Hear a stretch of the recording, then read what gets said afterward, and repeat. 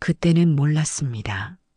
내가 세운 벽이 며느리를 막는 벽이 아니라 결국 나를 가두는 벽이 될 줄은 정말 몰랐습니다. 사람들은 나를 강한 사람이라 말했지만 내 속을 들여다보면 두려움이 먼저 자리를 잡고 있었습니다. 아들이 결혼 이야기를 꺼내던 날도, 며느리 될 사람이 오던 날도 그랬습니다. 나는 내 집의 문턱이 쉽게 넘어서는 곳이 아니라는 걸 보여주고 싶었고, 그게 곧 집안을 지키는 일이라고 믿고 있었습니다. 남편이 살아있을 때는 이런 마음을 조금 감출 수 있었습니다. 내 말투가 거칠어지면 남편이 웃으며 자리를 바꿔주곤 했습니다. 그런데 남편이 떠나고 나니 내 말이 그대로 드러났습니다. 처음 만난 며느리는 말이 많지 않았습니다. 고개를 숙이고 차를 따르며 조용히 인사했는데 나는 그 조용함이 마음에 들지 않았습니다. 내 앞에서 긴장하는 모습이 예의로 보이지 않고 계산으로 보이기 시작했기 때문이었습니다. 나는 그날부터 며느리의 눈빛을 좋게 보지 않았고 며느리의 손끝 하나까지도 마음에 들지 않게 만들었습니다. 며느리가 두 번째 집에 왔을 때도 나는 반갑게 맞지 않았습니다. 문을 열고 들어서는 며느리에게 신발 벗는 방향까지 지적했고 거실에 앉으면 자세를 고쳐 앉으라고 말했습니다. 아들이 난처한 얼굴로 나를 쳐다봤지만 나는 그 눈길을 외면했습니다. 결혼 준비가 시작되자 나는 사사건건 걸었습니다. 예단이 어떻고 혼수가 어떻고 집안 어른에게 얼마나 공손해야 하는지 이런 말들을 입에 달고 살았습니다. 사실은 며느리를 가르치고 싶어서가 아니라 내 마음이 불안해서 그랬습니다. 아들이 며느리 편을 들까봐 두려웠고 그 두려움이 내 입을 거칠게 만들었습니다. 혼수 준비를 하는 날이었습니다. 며느리 집에서 가져온 짐을 보고 나는 표정을 굳혔습니다.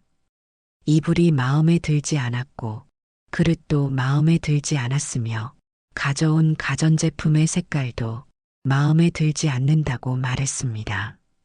아들은 괜찮다고 말했지만 나는 괜찮지 않다고 말해버렸습니다.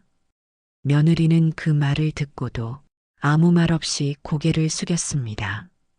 며느리는 몇 번이나 찾아왔지만 나는 반갑게 맞지 않았습니다. 밥상 앞에서 숟가락을 들 때마다 나는 괜히 반찬을 다시 놓게 했고 국이 짜다고 말했습니다. 그렇게 나는 며느리를 집 안으로 들이면서도 마음은 한 걸음도 들이지 않았습니다. 결혼을 하고도 관계는 좋아지지 않았습니다. 오히려 함께 살지 않으니 더 편할 것 같았는데 마음의 냉기는 더 또렷해졌습니다. 며느리는 명절이면 오고 아들이 불러내면 오기는 했지만 얼굴이 점점 굳어가는 게 보였습니다. 그리고 나는 그 굳어감을 보고도 그저 내가 이긴 줄만 알았습니다. 명절이 돌아올 때마다 나는 며느리가 차례상을 어떻게 차리는지 눈여겨봤습니다. 그릇 놓는 순서가 틀리면 한마디 했고 음식 배치가 마음에 들지 않으면 다시 놓게 했습니다. 며느리는 말없이 고쳤고 나는 그 말없음을 순종으로 받아들였습니다. 시간은 빠르게 흘렀습니다. 결혼하고 몇 해가 지나 첫 손주가 생겼을 때도 나는 먼저 안아보지 않았습니다. 며느리가 조심스럽게 아이를 내 앞으로 내밀어도 나는 손을 뻗지 않았고 아들이 먼저 보라며 웃어도 나는 웃지 않았습니다. 손주의 돌잔치 날이었습니다. 며느리는 한복을 차려입고 손님을 맞이했지만 나는 구석에 앉아 그 모습을 지켜봤습니다. 손님들이 며느리를 칭찬할 때마다 나는 속으로 불편했습니다. 며느리가 인정받는 게 싫었고 그 인정이 내 자리를 위협하는 것 같았습니다. 아들은 중간에서 많이 지쳤고 며느리는 더욱 더 지쳐갔습니다. 그런데 나는 그 지침을 마음으로 듣지 못하고 그저 며느리가 버릇이 없어졌다고만 생각했습니다. 며느리가 말을 줄이면 나는 감사할 조용함이라 여기면서도 동시에 내 자리가 흔들리는 것 같아 불안해졌습니다. 그래서 더 차갑게 굴었습니다. 두 번째 손주가 태어났을 때도 마찬가지였습니다. 며느리가 산후조리원에서 나왔다고 아들이 알려줬지만 나는 먼저 찾아가지 않았습니다. 며느리가 집에 들렀을 때도 아이만 보고 며느리는 보지 않았습니다. 그렇게 세월이 쌓이니 며느리와 나는 서로를 피하는 사람이 되었습니다. 부엌에서 마주치면 젓가락을 고르는 척 시선을 돌렸고 거실에서 마주치면 물을 마시러 가는 척 발길을 옮겼습니다. 말은 없었지만 마음은 늘 서늘했습니다. 내가 만들었던 분별이 어느새 내 삶의 습관이 되었습니다. 나는 분별을 지키느라 가족을 놓치고 있다는 걸 그때는 끝까지 모르고 있었습니다. 그러던 어느 날 병이라는 것은 소리 없이 다가왔습니다. 처음에는 피곤해서 그런 줄 알았습니다. 잠을 좀 더 자면 나아질 것 같았고 밥을 조금 덜 먹으면 괜찮아질 것 같았습니다. 그런데 어느 날부터 거울 속 얼굴이 달라 보였습니다. 살이 빠지고 눈밑이 어두워지고 숨이 짧아졌습니다. 몸이 늙는 건 익숙하다고 생각했지만 그때는 익숙한 노쇠가 아니었습니다. 처음엔 대수롭지 않게 여겼습니다. 나이 들면 다 그런 거라고 생각했고 병원 갈 정도는 아니라고 믿었습니다. 하지만 계단을 오를 때 숨이 차고 밥을 먹어도 기운이 나지 않았습니다. 검사를 받으러 병원에 갔을 때 나는 의사 앞에서도 괜찮은 척을 했습니다. 나이 들면 다 그렇다고 웃어 보였지만 의사의 눈빛은 웃지 않았습니다. 검사 결과가 나오던 날 나는 의사의 말이 끝까지 귀에 들어오지 않았습니다. 단지 시간이 필요하다는 말과 치료가 길어질 수 있다는 말, 그리고 조심해야 한다는 말만 뭉텅이로 남았습니다. 진료실 밖에 나왔을 때 아들이 기다리고 있었습니다. 아들은 검사 결과를 물었지만 나는 괜찮다고만 말했습니다. 아들의 눈빛이 불안해 보였지만 나는 그 불안을 외면했습니다. 집에 돌아와서 보니 텅 빈 집이 갑자기 크게 느껴졌습니다. 나는 혼자 버틸 수 있다고 말했지만 밤이 되면 그 말에 힘을 잃었습니다. 밤에는 몸보다 마음이 먼저 흔들렸고 새벽에는 숨이 막히는 느낌에 우두커니 앉아 있곤 했었습니다. 어느 날 밤에는 화장실에 갔다가 쓰러질 뻔했습니다. 벽을 짚고 겨우 일어섰지만 식은 땀이 흘렀습니다. 그날 이후로 나는 밤이 점점 더 무서워졌습니다. 그때부터 내 집안일은 엉키기 시작했습니다. 약 먹는 시간도 종종 놓치고 밥도 제때 먹지 못하고 냉장고 문을 열어놓고도 문 닫는 걸 까맣게 잊었습니다. 남편이 곁에 있을 때는 몰랐던 공백이 혼자가 되니 더 크게 보였습니다. 나는 그 공백을 인정하기 싫어서 더 강한 척을 했습니다. 그리고 그 강한 척은 결국 나를 점점 더 고립시켰습니다. 고립이 깊어질수록 나는 며느리를 떠올리면서도 더 멀리 밀어냈습니다. 내 약한 모습을 그 사람에게만은 보이고 싶지 않았기 때문이었습니다. 어느 날 새벽 나는 약을 먹으러 일어나서도 한참을 멍하니 서 있었습니다.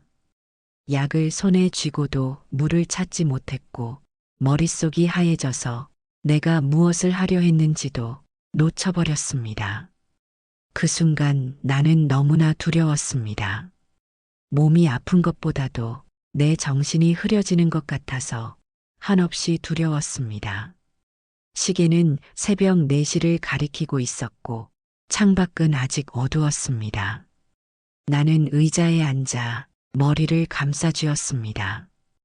불안해지면 사람은 붙잡을 것을 찾는 것 같았습니다. 나는 그렇게 체면을 붙잡았습니다. 남에게 약해 보이지 않는 것과 자식에게 부담이 되지 않는 것, 그 2가지를 붙잡으려 했습니다. 그런데 그렇게 붙잡을수록 갈수록 숨은 더 막혀왔습니다. 아들이 전화를 걸어와서 병원 예약을 물어봤을 때도 나는 그저 괜찮다고 말했습니다. 며느리가 안부를 묻는다는 말에도 나는 같은 말만 하고 있었습니다. 그러자 문득 예전에 들었던 부처님의 말씀이 떠올랐습니다.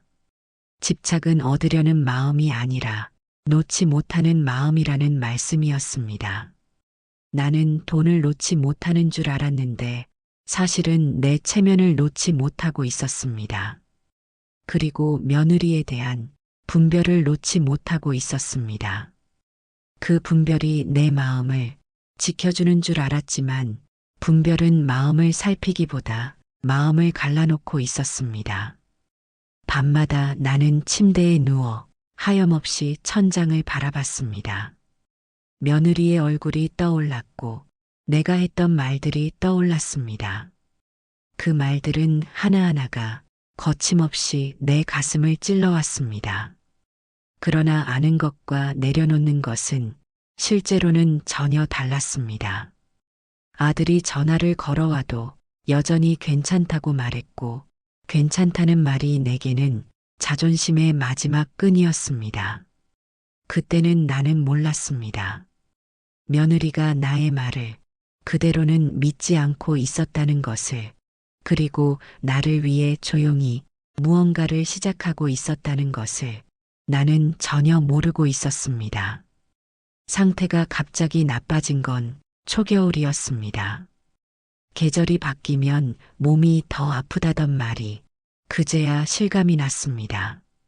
숨이 가빠지고 다리가 붓고 밤에 누우면 가슴이 답답해져서 앉아 있어야 했습니다.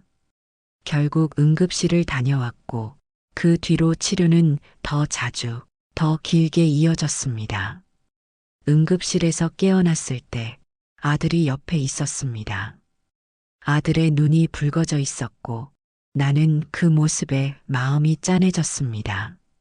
그 즈음부터 며느리가 자주 왔습니다. 처음엔 아들이 데려오는 줄 알았는데 어느 날은 며느리가 혼자 와 있었습니다.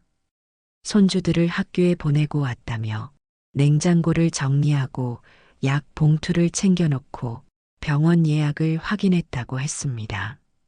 그 모든 일을 혼자서 도맡아 말없이 해내고 있었습니다.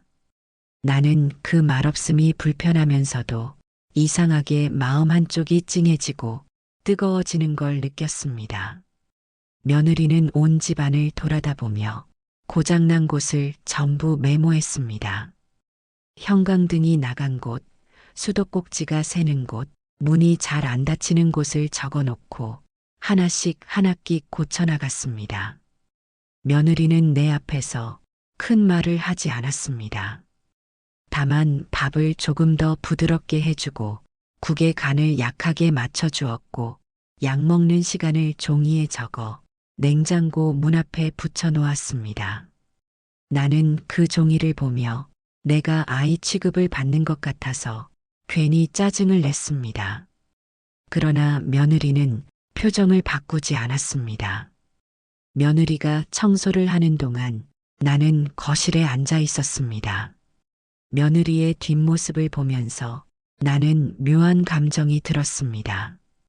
미안함과 고마움이 동시에 올라왔지만 입 밖으로는 참아내지 못했습니다. 어느 날 병원에서 의사가 가족 검사를 이야기했습니다. 내 병은 시간이 지날수록 더 위험해질 수 있고 어떤 경우에는 더 큰 치료가 필요할 수도 있다고 말했습니다. 나는 그 말을 듣자마자 심하게 고개를 저었습니다. 그런 일은 없을 거라며 그 자리에서 일어나려 했습니다. 그런데 며느리가 조용히 서류를 받아들고 검사를 하겠다라고 말했습니다. 그 말이 길지는 않았지만 그 순간 내 마음이 멈춰 섰습니다. 나는 속으로 생각했습니다. 저 사람이 왜 저렇게까지 하는가? 그리고 그 질문은 곧 나를 향한 부끄러움으로 바뀌어 가고 있었습니다. 검사 결과가 나오는 날 나는 복도에서 한참을 기다렸습니다. 아들은 표정이 굳어 있었고 며느리는 조용히 앉아 있었습니다. 의사가 나를 부르자 나는 큰일이 아니길 바라는 기도하는 마음으로 들어갔습니다. 의사는 여러 말을 했지만 내 귀에 남은 건 한 가지였습니다.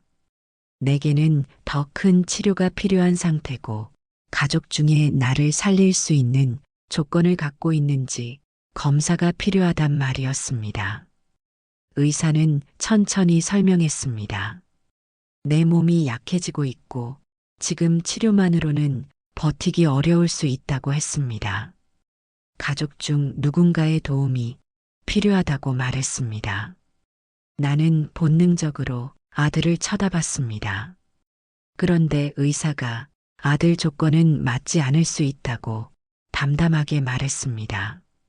그 순간 아들의 어깨가 내려앉는 게 보였습니다. 나는 그 모습이 마음 아프면서도 더 큰 두려움이 올라왔습니다. 아들은 고개를 숙였습니다. 미안하다는 말을 했지만 그 말이 공허하게 들렸습니다. 나는 아들의 손을 잡았습니다. 그때 의사가 며느리 쪽을 보며 조심스럽게 말을 꺼냈습니다. 며느리에게 적합 가능성이 높다고 말을 했습니다. 며느리가 이미 몇 가지 절차를 미리 준비해 두었다고 말했습니다. 나는 그 말을 듣고도 믿지 못했습니다. 며느리가 내게 무엇을 주기 위해 그 많은 절차를 혼자 시작했다는 것이 내 상식 안에서는 들어오지 않았습니다. 나는 며느리를 바라봤습니다. 며느리는 고개를 숙이고 있었습니다. 그때 의사가 내게 말했습니다. 마음을 편히 하시라는 말과 함께 억지로 붙잡던 마음을 내려놓아야 한다는 말을 했습니다. 그 말은 부처님 말씀이 떠오르듯 내 마음속 깊숙이 들어왔습니다. 분별은 결국 내 마음을 태우고 미움은 내 숨을 더 짧게 만든다는 깨달음을 얻는 느낌이었습니다. 나는 그 자리에서 아무 말도 하지 못했습니다. 말이 나오면 무너질 것 같았고 무너지면 내가 평생 쥐고 있던 것들이 한꺼번에 떨어질 것 같았습니다. 그런데도 이미 나는 그 복도에서 조용히 무너지고 있었습니다. 며느리는 나를 살리기 위해 자기 몸을 내어줄 준비를 소리 없이 하고 있었습니다. 그 사실이 믿기지 않아 나는 며느리에게 왜 그러느냐고 묻고 싶었지만 도저히 입이 열리지 않았습니다. 그 대신 나는 며느리의 손을 바라봤습니다. 늘 믿게만 보였던 그 손이 그날은 유난히 떨리지 않고 단단해 보였습니다. 며느리는 내 앞에서 아들에게 한마디 했습니다. 어머님이 버티실 수 있게 그렇게 하자고 말했습니다. 그 말을 길게 하지 않았지만 그 안에는 긴 세월의 무게가 차곡차곡 들어 있었습니다. 나는 그제야 알았습니다. 며느리는 나에게 인정받기 위해서 움직인 게 아니라 가족을 살리기 위해 선택했다는 것을 뒤늦게야 알게 되었습니다. 그리고 그 가족 안에 나를 포함시키고 있었다는 것을 너무나 늦게 알게 되었습니다. 수술 날짜가 잡혔습니다. 며느리는 준비 과정을 묵묵히 해냈고 나는 그 모습을 지켜보며 매일 밤 잠을 이룰 수 없었습니다. 내가 며느리를 어떻게 대해왔는지 그 세월이 내 속에서 다시 살아났습니다. 며느리가 차를 따르던 손끝, 손주를 안고도 내 눈치를 보던 얼굴, 명절마다 조용히 설거지를 하던 뒷모습, 나는 늦게서야 제대로 보고 있었습니다.